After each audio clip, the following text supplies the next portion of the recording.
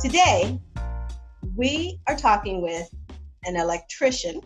He is also someone who loves to collect cars, works on cars. If it's about a car, he knows about it.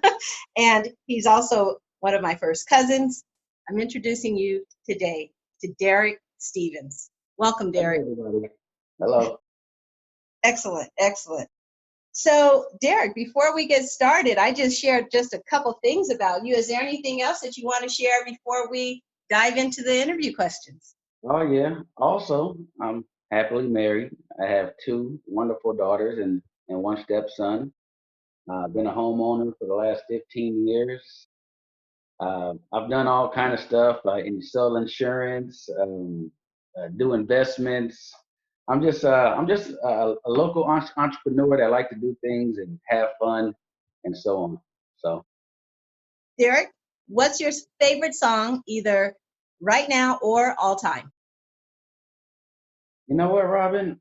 Honestly, I've listened to so much music. You know what? I bought my first record, I think when I was 6 years old. My brother Kenneth took me over to the world famous VIP over in Long Beach, and that record was the Double Dutch Bus. I think that was like 1979 or 1980 or something like that. Yeah, I So remember that. I've been listening, and the funny thing is, on my way back, one of my brother's friends, his dog ran out the house and bit me on the butt. So, but yeah, but I've been listening to music my whole life, so I don't have a favorite song. I listen to all kind of music. So Okay. Well, yeah, what's something you're listening to right now that really lights you up right now? um, I listen to a lot of Frankie Beverly and Maze. Okay. Um, yeah, so I listen to new music. I listen to new R&B rap, but I do listen to a lot of '90s rap. That's Yeah. kind of the stuff that I always go back to. That was the And era. That was the era when I was out of high school. I was in my 20s, so those are yeah. my oldies. Yeah, for sure. All right. And so just name one that comes to mind. My favorite rapper of all time is Ice Cube. Yeah. Yeah, that was my favorite. I still listen to Ice Cube. If he came out with an album today, I'd go buy it and listen. Yeah. Hmm. Awesome. What is it about Ice Cube's music? And he changed his music from decade to decade, but I liked it when he was with NWA with the gangster rap. He actually introduced gangster rap to it. A lot of people probably know now after looking to the movie Straight Outta Compton that he basically wrote most of Eazy-E's raps. Hmm. So from NWA to when he went solo, I just like what he rapped about. It was street music. He rapped about the neighborhood. Of course, I was young then, so that was always exciting. But Yeah. I like his delivery. I like his beats. I just like what he raps about. Yeah. Um, Now, I know we all have a bunch of favorite childhood memories. Uh-huh. What's one of your favorite childhood memories? Okay. My favorite childhood memory is on my 16th birthday. I went to Poly High School. I got out of high school, I got on the bus, and I took the bus to the DMV. And I got Mm, my driver's license on my 16th birthday. It's not like today where you get a driver's license at 16 and it has restrictions. You can't drive unless you're with somebody 25 or older. You can't have any young people in the car with you. Back then in 1990, you got you a driver's license and you were free to drive like an adult. mm-hmm. Yep, I And remember. and the funny thing is, but I went up there. One of my classmates, his name was Anthony Cobb, and we were on the bus, and we got off the bus at the same bus stop. I said, "Man, where you going?" Because I know he lived on the west side. He said, "I'm going to the DMV." I said, "I'm going to get my license." He said, "Me too." So we went and took our driving test on the same day, on 16th birthday. And here's a story I'll tell about that. These days you have to go and hire a driver's training guy to come pick you up in Yeah. your car and take you out. I was actually the last class of Long Beach Unified School District that still had behind the wheel driver's training for free. Mm-hmm. Mm-hmm. They put you in a little bungalow and you did the driving simulator, and then they put you in a car and let you drive around the neighborhood. Yep. Of course, it had a steering wheel on both sides of the car for you Uh-huh. to drive and for the instructor, just in case you about to hit something, you about to move you out the way, and it had a brake on his side also. But Uh-huh. I tell people about that. It was like, well, they need to bring that back to high school. I was like, yeah, they probably cut all the budget from that. Oh Yeah, yeah. Yeah. but that I was my remember best that too. childhood. When I graduated from Lakewood, they still had that, I'm a bit ahead of you. And oh my gosh, and I when you started talking about how you didn't, what it was like back then, I don't even know if I wrecked your mom's car. That's a funny thing, because Sakina wrecked your mom's car. I know. And for our listeners, let me break it down. So I'm in high school. Our mom would let me borrow her car while she was at work, and I got in a little accident. Fortunately, nobody was really hurt. All was well. And then, so my mom later, she's letting another cousin use her car. And yeah, but the funny thing about Tina is she totaled my mom's car on her driving test. Yes, she didn't get her license that day. That's for No, sure. she did not get it that day. Oh, anyway. All right. So once you got your license, do you remember your first time driving, like what you did? Well, that wasn't my first time driving. I was driving before I had a license. Enough said. I was just That's actually, hilarious. I was able to get me a car now, legally and drive. I can get insurance and everything. Yeah, Okay. I think on my first time driving was 14. I was 14 years old when I first started driving. What? Yeah, my dad used to let me drive his car. Really? Yeah. Was he in it? No. Well, back then, that had to be, I guess, That'd be the 80s. yeah, that was like maybe 89. I think I was in the eighth or ninth grade. And my dad needed me to leave the house for a couple of hours. If you Mhm. get what I'm saying. Yeah. Here, take my car. I'm like, damn, okay, it's that bad, huh? Okay. So, Wow, that's hilarious. That's hilarious. yeah, It's funny because I know that that still happens today, but for some reason I have a feeling it doesn't happen as much as it used to, you know? that's when the crack epidemic was like at one of its highest. And that's when I figured out my dad was on drugs for a certain time. So he said, here, take my car. He needed me out Mm, the house because he had company coming. ah, Yeah. got it. Yeah. I want to ask you about your accomplishments. And I asked this question in two parts. Hmm. So I first asked, what accomplishment is most meaningful to you personally? And then, what accomplishment is it that when you're out in the world, what is it that when people hear, oh, you what? They are just like, they are impressed. My best personal accomplishment is becoming an electrician. Yeah. And I became an electrician on accident. So, What? yeah, on accident. Funny how the story started. This is how the story starts. I graduated from high school. So I didn't want to go to college and get a degree to be a business manager or whatever they were trying to get us to be back then. I mean, of course, I didn't want to be a doctor or a lawyer or anything. I thought I was too cool for that. I mean, I was 17 when I graduated from high school. So I like cars. So I'm going to go do something that I would like to do. And I thought that I was going to get a certificate in auto body and painting, and then eventually go work at a body shop and own my own body shop. I always want to be my own business owner. Mhm. So I took 2 semesters of auto body and painting. In order to get my certificate, I had to take a welding class. So I took the welding class right there at Long Beach City College, and because you have to learn how to do oxygen acetylene welding because that's also a part of fixing a car, an auto body. So I took 1 semester, and then I was like, I kind of like this. So I took a second semester of arc welding, Mm. and as I got to my third semester of auto body and painting, I learned that I didn't like doing body work. I used to come Yeah. home with dust and stuff all in my nose, dirty from head to toe. But I did like painting. So I did pick up the painting side of it, and I have painted about 10 cars in my life. my Okay. cars, my brother's cars, and a couple of friends' cars. But Wow. okay, let's cut back to the chase. I did like welding. So as I'm talking to the welding instructor, he said, "Yeah, welding makes a lot of money. You know, you can be a pipe welder, work in the refineries and all this stuff." So I was like, "Cool." So around 1997, I didn't have a job. Uh-huh. I wasn't living with my mom or anything. I was basically living with my brother on his couch. He only had a one bedroom apartment. Uh-huh. So one of his older friends came by who was an iron worker, and Kenneth was telling him, Bobby, he said, "Hey, yeah, Derrick know how to weld." He said, "You can get him a job as an iron worker, right?"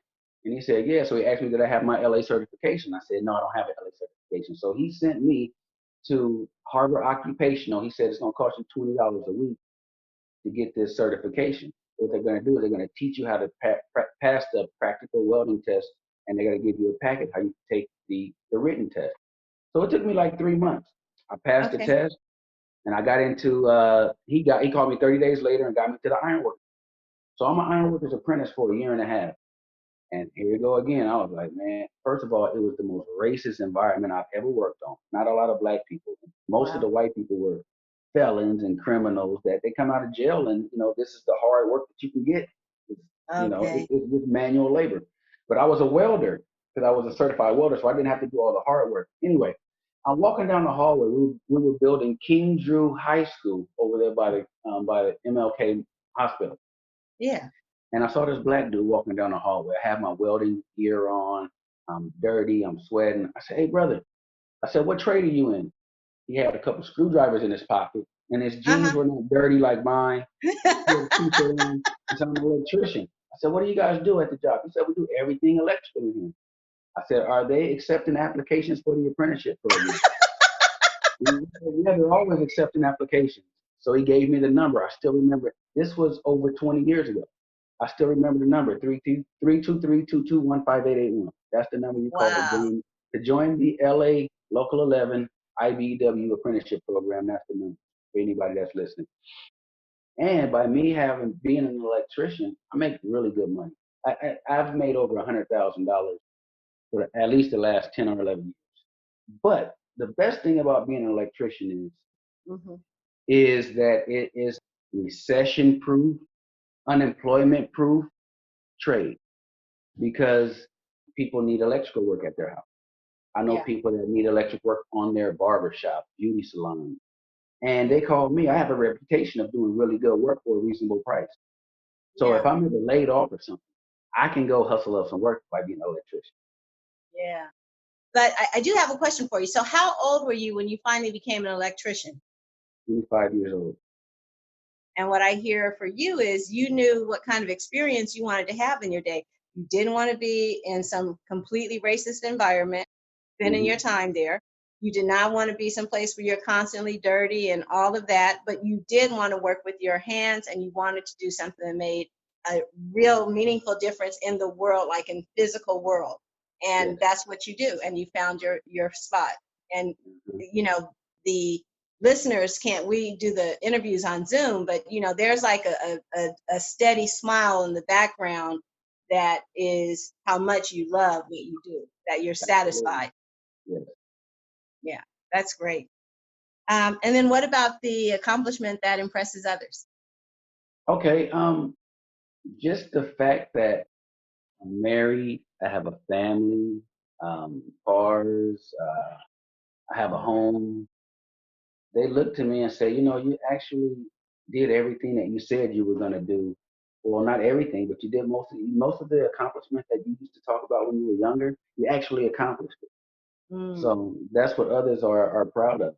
Everybody has a dream of being something or getting to a certain level financially. And actually, I didn't make it all the way to the top, but a lot of people say I'm doing a lot better than a lot of others. for Black men to do and get the American dream, 'cause that's really what you described. 2 kids, own your home, a job you enjoy, it's comfortable. I see Yeah. you on Instagram taking vacations, Hmm. and Yeah. so you've done that and all legal, or you know what I'm saying? It's Yeah. like a true profession. And I just recorded my episode 0. I say in there that I also want people to get how absolutely ordinary Black men are, that Hmm. they're extraordinary, but they are ordinary, just like everybody else, and Right. the media doesn't give us just Black men doing the day to day and getting it done, right? Yes. And that's why I want to share stories like this. Yeah. Um, what is a favorite quote, saying, metaphor, or book? I learned this in Primerica. It's a quote that says, "Save money now, so money can save you later." Ooh, that's good. Hmm. And that's really deep to me because a lot of people don't realize that. Okay, here's an example. You may be on a job, you and I'm going to say a white coworker because usually you Yeah. think of white people as being, you know, more financially secure, Mm-hmm. right? Mm-hmm. You guys make the same amount of money, but he may invite you over to his house. He has a nice big house in a different neighborhood than you live. He may have a boat in the driveway or, some exotic toys that he has. But you guys make the same amount of money. You're like, damn, how does that happen? Because somewhere along the line, somebody either had life insurance, they passed some money down, they saved a lot of money. When the parents die, they pass the money down to the next generation. They teach that generation how to pass it down to the next generation. So there's always a head start of money coming into the family Mm-hmm. because they're taught to either have life insurance to save money or they save money. They paid their house off, and then when the house is paid off, now that house is actually a source of income, either by selling it or renting it out to help with a person that just has a regular job. A lot of times they don't even have to work as hard as we have to work because they already have a side account that was passed down to them. Yeah. So for me, saving money now, it's going to save me later, and it's also going to save my family later. So that when I'm not here, there's some type of safety net to catch you when you fall. Mm-hmm. I love that. Yeah. Excellent. Not only Hmm. that, I do want to add that eventually one day you're going to want to stop working. Oh, So yeah. if you have a 401k or if you don't have a 401k, you need to go get a Roth IRA, Mm-hmm. and you need to start putting some money aside for the day that your body says I can't do it anymore. Yeah. Then you have to stop working. And then you're going to have to depend on that money that you have saved. So You save money know, now so money can save you later. and here's the thing that, there have been people who'll say, I've never worked a day in my life. Like teaching is not work for me. Hmm. It's not even close to work. However, I remember in my 20s, and because I, got serious about it in my late 20s, early 30s. And I remember in my 30s, I was like, oh, I love this so much. I don't think I ever want to retire. Why would I ever want to retire? I want to do this forever. Yeah. And, but then at least I was smart enough to say, well, let's just plan anyway. That's the right Right. thing to do. And It then sure as I is. got in my 40s, that's when I was like, oh, that's what they don't tell you. No matter how much you love something, as you age, I'm not going to say this for all people, but I do know for myself, my level of patience, my level of interest, like you change, you grow over time, Oh, and yeah. you've got to plan for that. You can't plan for how you feel when you're 20 and 30.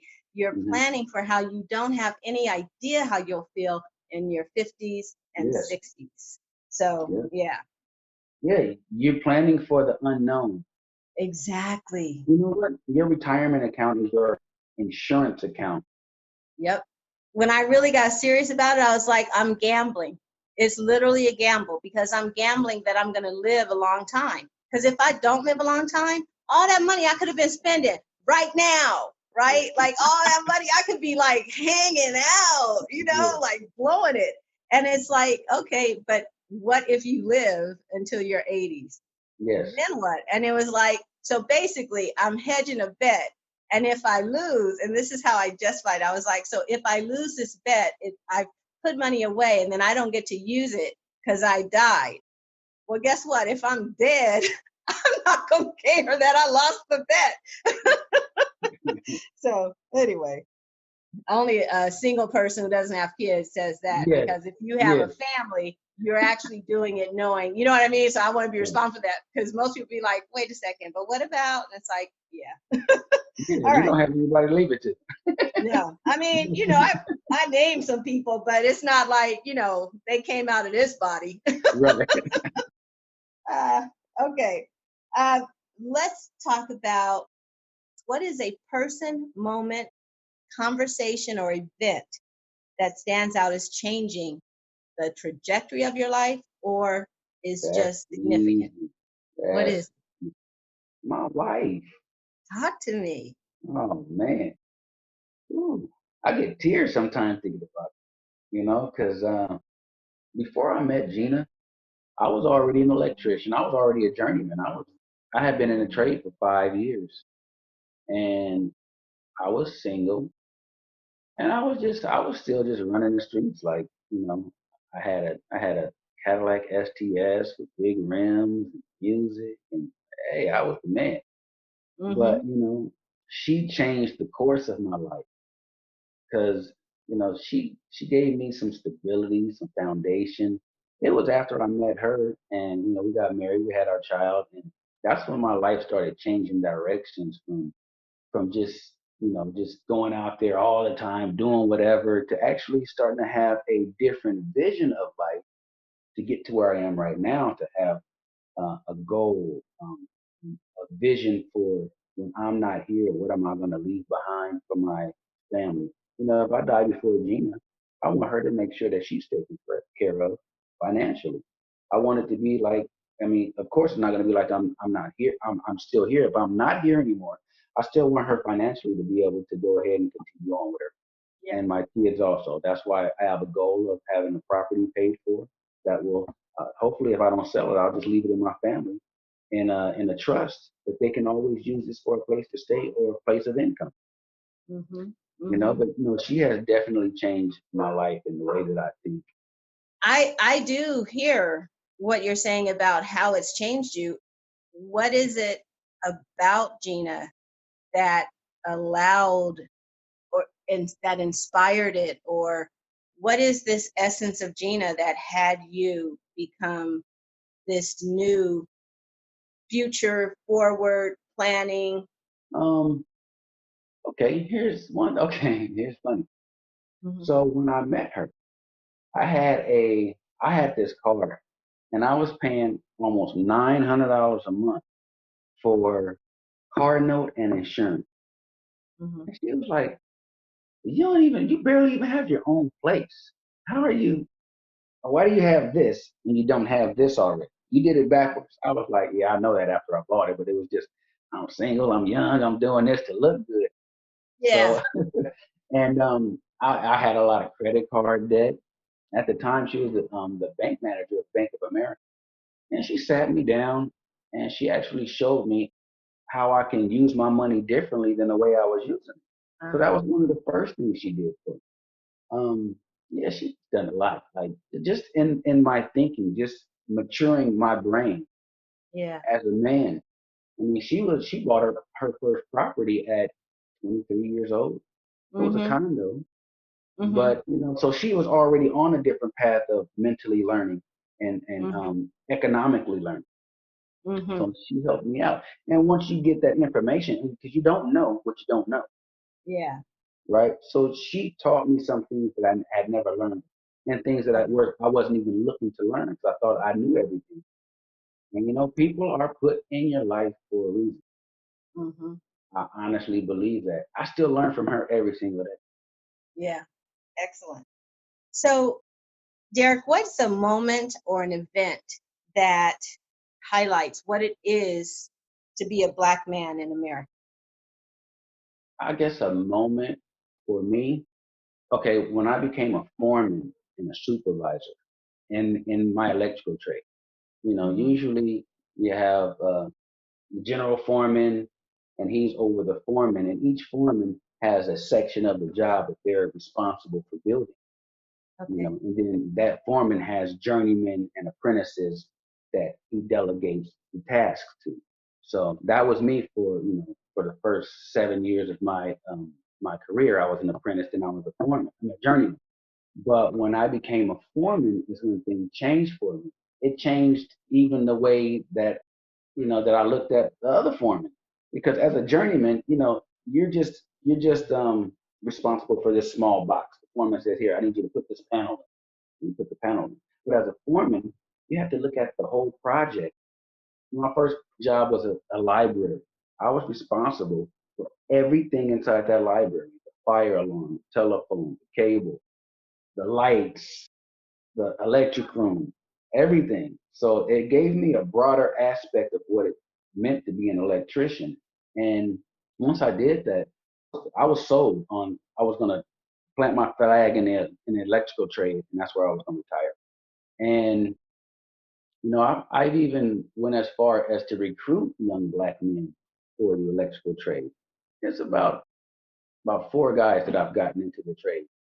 Mm-hmm. I mean, I didn't really get them in. I just gave them the information. I gave Yeah. them the money, and Yeah. it's up to them to go knock on the door, fill out the application, take the test, the interview, and then go through the process. And about four guys have did it. One of the guys was working at a kitchen at a hospital, so he was making minimum wage. Every time he Mm, sees me, he thanks me. He said, "Man, you changed nice. my life." Yeah, yeah. So that's one of the moments that highlights my career is when I became a leader, a Okay. leader And in the then, job. And and I want to add something to that. It wasn't easy mhm. because as a black man, I'm working under mostly white people. I kind of got the job on accident. There's another accident. I was the fourth person that they asked. So I was not their first choice. I wasn't even their Okay. third choice. Oh, Everybody wow. else turned it down. Why? I don't know. Okay. And I said to myself, well, what's the worst that can happen? Mm, I'm like, I had confidence in myself. I can learn this. If everybody else can do it, I can. yeah. So I just took it. I took the responsibility and did it. And then now I got to add that on my resume. The next time I go to another job, I can tell that, hey, I got this experience being a foreman. And basically, my whole career has been built off of that one foreman's position. Everywhere I go, I'm a foreman. So Nice. And how did being black, like, tell me a little bit more about that. that part right there, because I walk in the office and it's like I walk in with a question mark on my face. Like, who is this guy? I'm the only one in there that looks like this. I do run into many people in the trade and say, I've never seen a black foreman. I'm like, Wow. damn, are you like a unicorn or something? But for real. But I do still deal with racism on the job, but it's not blatant racism. It's almost like you're working with people that don't know your type of people. So a lot of white people only deal with black people of what they see on television or from a distance, but they've never had to sit down and have a daily conversation, a meaningful, educational conversation, information conversation on this is your job, this is my job, and how our jobs have to come together. So this is my side, and that's your side, and we have to communicate and work together. So Hmm. they've never had to deal with somebody on a professional level, especially in construction. Yeah. You know, Since I'm not in that field, this is what I'm imagining, and you correct me if I have it wrong. I'm going to guess that there are meetings that happen. General contractor will pull the people together, and then you've hmm got your plumbing, yes, your electricians, hmm the different, all these different fields. Maybe the architect is there, an architect's representative. So all these people are meeting together to assess how the project is moving forward. And then here you are in that meeting because you are the foreman for the yes, electrical. absolutely, Okay. absolutely. But the good thing is I've learned how to deal with it, and it doesn't bother me anymore. I know how to address it first. When How I do you walk do that? into when I walk into a room, when I open my mouth, I make sure I open my mouth intelligently to let them know I'm not what you think I am. I'm going to demand respect first. Before, I'm not going to ask for it. I'm going to demand it with my action. I'm going to talk to you, and I'm going to hold myself at a high level when I speak to you. And then you're going to Right. have to respond to that level. Right. And it No, works I for me. get that. No, And it I works for me. totally get it. Yeah. Since you already know they don't know, Yeah. you're letting them know No, who you exactly. are. Yes. Mhm. Um, so have you had any experiences with law enforcement that stand out? Yeah. When I was younger, from the age of 18 to 30. See, all my cars had rims, loud music, flash. Everything was flashy. I was a car guy. What you think? Hmm. I didn't just have a really. I didn't go to the dealership and buy a car, and that's how I drove. Right. I dressed up my outfit. So yeah, I would get pulled over, sat on the curb, handcuffed. They go through my car, don't find anything, so they let me go with no ticket. You Right. know, that's that's racial profiling. That's illegal. But the police have been getting away with it for years. I mean, all the stuff that we see on TV right now, George Floyd, all the names you can name about the police, even with the most recent one with the black girls that got pulled out the car at gunpoint. Yeah. Right. I saw that yesterday. It's just getting caught on video. This stuff has been going on since our parents were teenagers, Since right? our grandparents. Yeah, yeah. So this is something that's been going on in America against black people forever. Right. It's getting caught, and more people are white people are. They always used to say, "Well, it must have been something you did to get treated that." You know, Mhm. the only thing I did was being born like this. Anyway, we already know that that happens in America. So I have the same story that everybody else has, but I do have another story. So this Okay. was back in 2006 or seven. I had a 65 Impala, had big rims on it, nice motor, um, and a loud sound system. So I'm driving down the street, and it's me and my stepson in the car. And at the time, he was home from the Air Force. He was in the Air Force. He was home on one of his stays, one of his leaves. Okay. So we come to a four-way stop sign. I come to the stop sign, and like simultaneously, the police pull up at the other stop sign. Okay. And the music was already loud. They can hear the music half a block away. I knew I was going to get pulled over. So I just went up. I went past the stop sign. They made that right behind me, turned the light. Woo! I pulled over. I said, "Hey, officer, how you doing today?" I said, he said, "You know why I pulled you over, right?" I said, "Probably because the music was a little too loud, huh?" I said, "Yep." And he said, "You got your license and registration?" Took my license and registration. Of course, he wanted to run my name and see who I was. Did I have any outstanding warrants? Did I have like a gang file on my name or whatever? So Yeah. I came back clean, and he came back to the car and he said, "Just keep the music down." So I got a question for you. This is a nice car. How long have you been having it?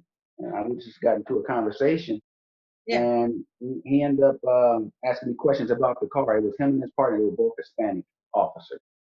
Okay. So I said, "Do you mind if I get out the car?" Got out the car, and we sat there on the curb and had a conversation about my car for 15 minutes. Really? Yeah, he said, "I always wanted one of these." And we left like that. He said, "Just keep the music down a little bit, man." He said, "I know you out here having fun." He said, "Believe it or not, if I had this car, I'd be doing the same thing." So you let me go. That's funny. I do have I feel I am obliged to ask you this question hmm because you've shared a couple times about riding with your music super hmm loud. So I know there are going to be listeners going, why do they even do that? Yes. So talk to me, Derrick. Why the music so loud? Well, you know what? I think it goes. It comes before me. I think it goes back to the history of our ancestors, even from when we were in Africa. If you look at any, even if it's modern African music, the drums are loud, they're right in your face, and we just listen to music loudly. It has to do, it's not the words that you're listening to. The music is loud because of the subwoofer and it's the bass. It's Okay. the bass that And once the bass is high, you have to turn up the volume. You have to have your words high to balance out the bass. I actually think I finally get it because, and I'm going to say, I don't really like it when I'm driving down the street and somebody's music is so loud, I can't hear what I'm listening to. But that said, I do think I finally get it because the that bass, like, that's getting you going. So really what they really are wanting to experience is that percussiveness. And then because to experience the percussive, it has to be loud enough to get that where you can feel it. And then the rest of the song gets loud along with it. Yeah. Think about it like this. Okay. When you go to a nightclub, why do you think they play the music loud? To get you going, huh? So y'all can't see Derrick doing his little dance right here. Yeah. If they got the music turned down like it's a smoke lounge, a cigar lounge, yeah, that's for nice talking and But you're even on the street though. But you're on the street. You're not in your house. the party in the car. I'm gonna leave it at that. I'm gonna leave it at that. And I want to also say I do understand because I don't listen to at this point. I'm not gonna even lie. I'm kind of like an NPR news radio, Right. but Cool.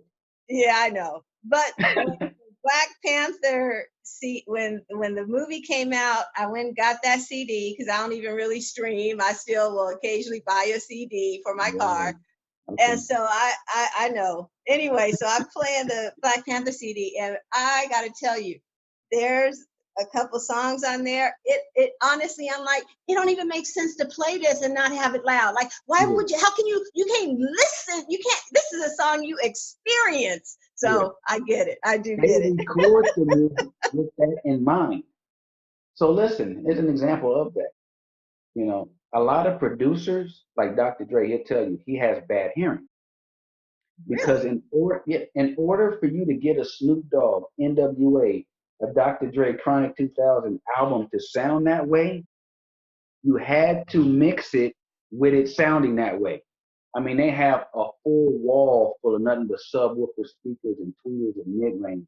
So when he's mixing it, he has it playing at that volume so that he knows when you play it in the club or when you play it in your car sound system, it's going to sound exactly the way he designed it. Right. And I will add for my listeners, Derrick would know because you had a little stint doing music too. Had a little rapping. Yeah.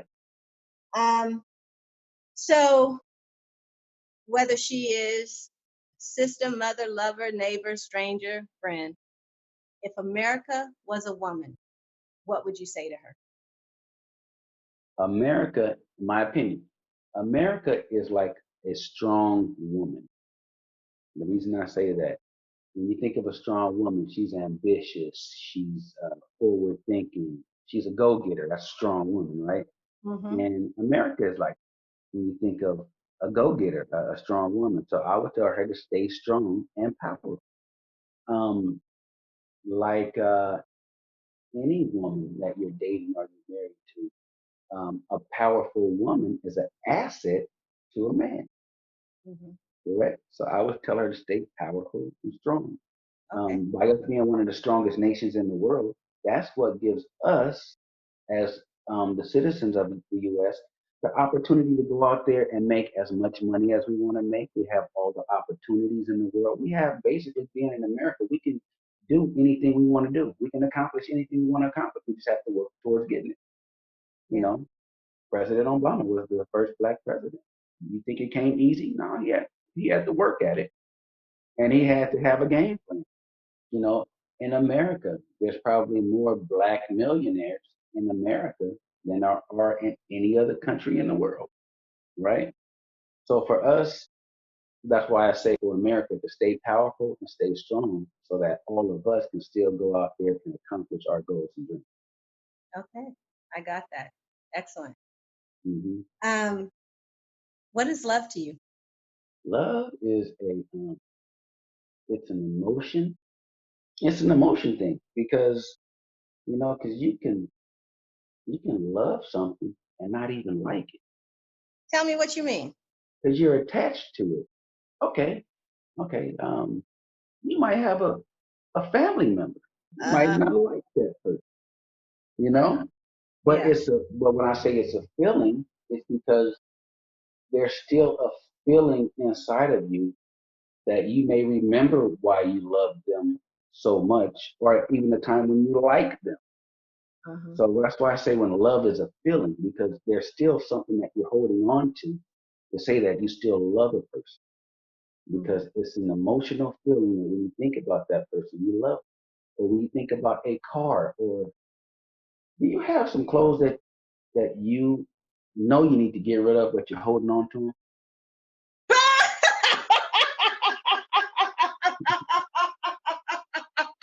Okay, let me just tell you, that's funny. And I know you can't see it. You didn't see this hole right here, right? Uh-huh. Before you asked me that question. Mm-mm. You love that shirt, I don't you? I You do. love, Let me you tell you, I love that love shirt. this shirt. And it's like 4 years old. It's a workout shirt.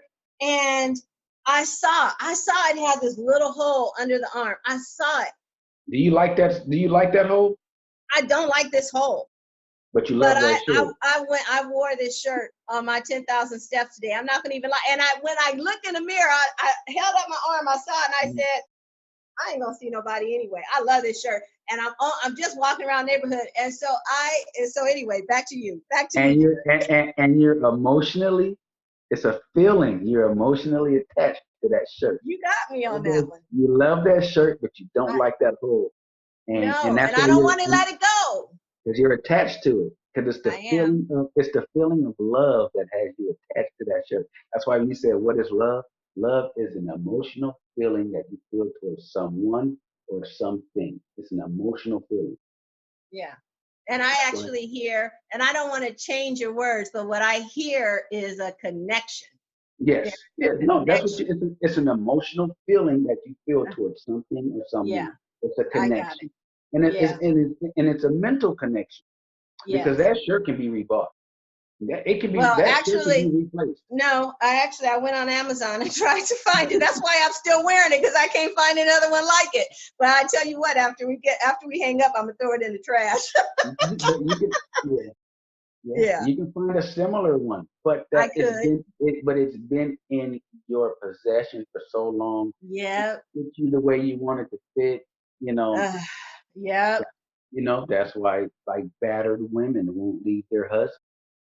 She doesn't like to be beat up, but she's emotionally attached because she loves him, and she's emotionally attached to the word and feeling of love. Yeah. The There's something. emotion, There's some yeah, connection yeah, that has her stay that she and hasn't been able to. Yeah. but it's a mental connection. Your Yeah. brain is the most powerful muscle in your body, and Yeah. your whatever you tell yourself is the truth. I If know, you right? if you tell yourself I can't do it, it's too hard. That's your truth. But the Hmm. same person can say, that's not too hard. I just have to learn how to do it differently. Or because I failed twice, 3 times Yeah. already. I got to find another way to do it, or I got to ask for help. Yeah. So you say, I can do it. I just have to try harder. That's that person's truth. Whatever you tell yourself is the Yeah. Speak on it. truth. Yeah. So, is there anything about you that hasn't, that we haven't covered, that challenges any of the stereotypes out there about Black men? Anything that we haven't talked about? Well, I know a stereotype that goes back to me being on the job that is about black men being lazy. Mm. Yeah. Um, I break that stereotype. That stereotype, they don't even, once you've worked with me or worked around me, I basically outwork everybody around me. So I'm not the lazy guy on the job. So that's one of the stereotypes that I've never had. I outwork people all the time. Okay, listen, I live in a mostly Hispanic neighborhood. Okay. Now we all know that Hispanics do construction. Mm-hmm. They do building, they do concrete, they do electrical, they do plumbing. When the neighbors in the neighborhood hire me to do the work at their house, that says something about how they look at me when they can hire their cousin or their Right. referral from their Mexican neighbor. They rather Right. hire me because Right. I've proven myself. So I'm not Well, lazy. and I also love that, when you are excellent at what you do, Mm-hmm. then people demand you are in demand. That can supersede race. Now, for a real diehard racist, that's not going to do anything for them. Of They course. still, I ain't hiring them. But Mm-hmm. for folks who aren't so far gone, like in terms of challenging stereotypes, I hear you. I hear you. And that I didn't even know that about you. I know your community is mostly Latino, Yeah. and there is this stereotype that, everybody hires their own, because Yeah. that's another stereotype that if you're brown, you only hire brown people. They wouldn't hire a black person to do that. And Mm-hmm. so I love that we just busted that stereotype too. Yeah. So thank you. And another thing about, since we're on that, um, Yeah.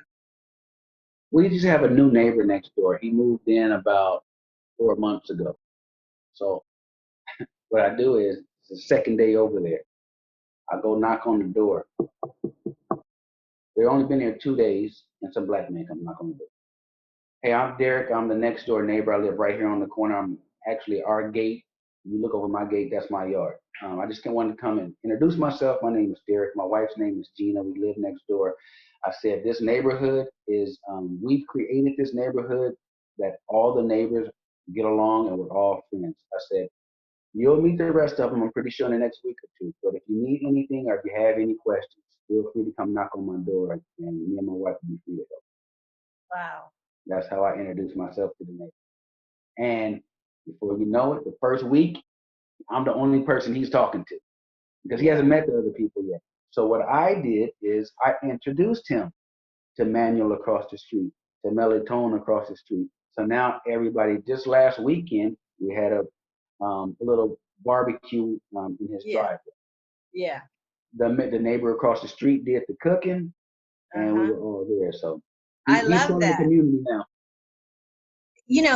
I got to tell you, Derrick, I love doing these interviews because, you and I might see each other once a year, even though we live, about 10 miles away from each other, because we just doing our lives and doing this and that.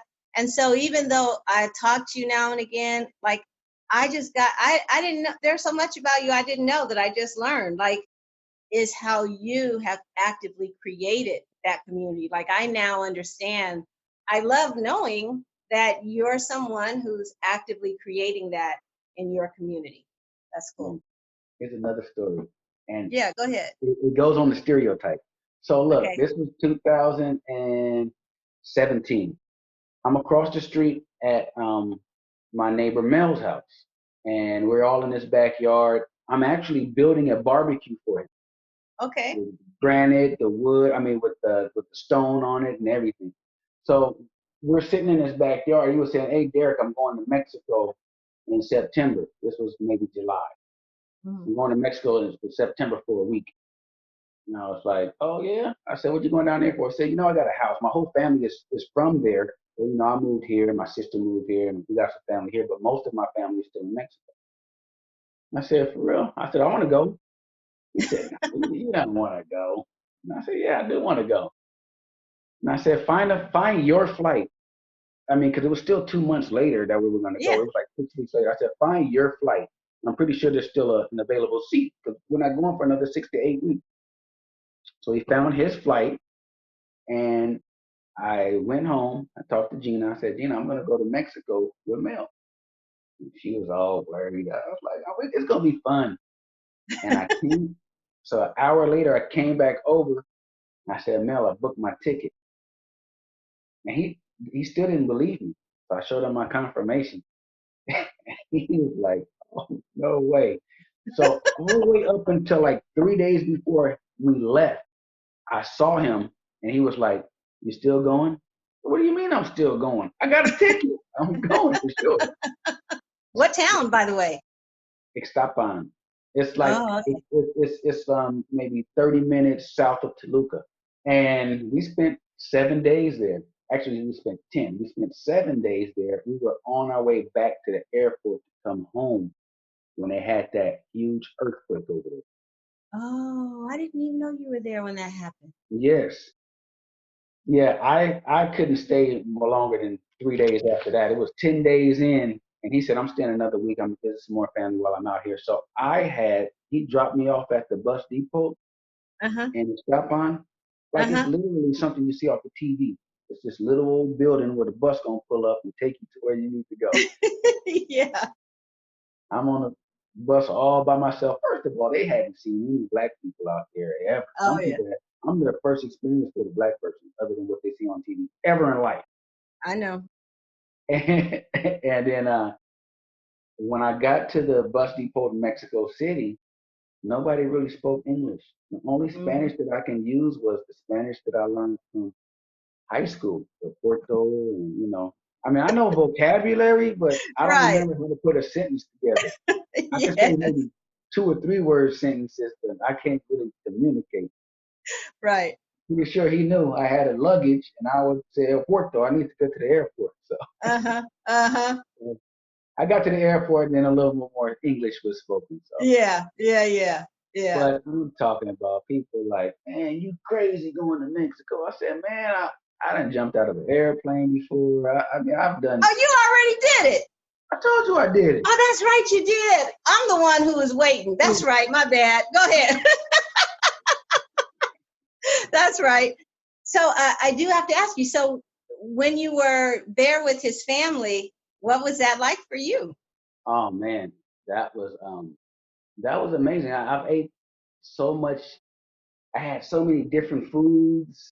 Yeah. Um, I had what they call babako. It was goat, Uh-huh. and Uh-huh. then the whole goat was inside the pot, and they Uh-huh. basically cooked the goat whole, the head and everything. We had goat tacos. Yeah. Mm, That's cool. I love how adventurous that is. Yeah. mm. So now that we've had this conversation, is there anything that you are now aware of or that you're taking away from this conversation that you're present to now that's new? No, not really, because I made a permanent mental decision after I went skydiving. Hmm. I decided that there was nothing in life to be afraid of. When you go skydiving, they took us up 10,500 feet and jumped out of an airplane. People thought I was crazy for doing that. They Yeah. said, you jumped out of a perfectly good airplane. So, and after you do that and you basically look death in the face, we free fell for 45 seconds, Uh-huh. free falling. Uh-huh. And after you do that, it's like there's really nothing to be afraid of. You should not be afraid of anything. So, no, I mean, no, that's why I get up and I just do whatever. I at least take the shot. Got it. You're gonna make the basket or not if you don't take a shot. You Right. have to at least try it. Right. And there's nothing to be afraid of because tomorrow's never promised. So try to live every day like it's my last. Yeah. But I plan to live on forever. Exactly. All right. Well, Derrick, I just want to acknowledge you for being an adventurous spirit. Like Yeah. you are so unstoppable.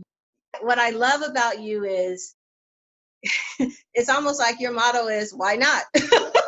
Why not? Some people say It, why. I say why not?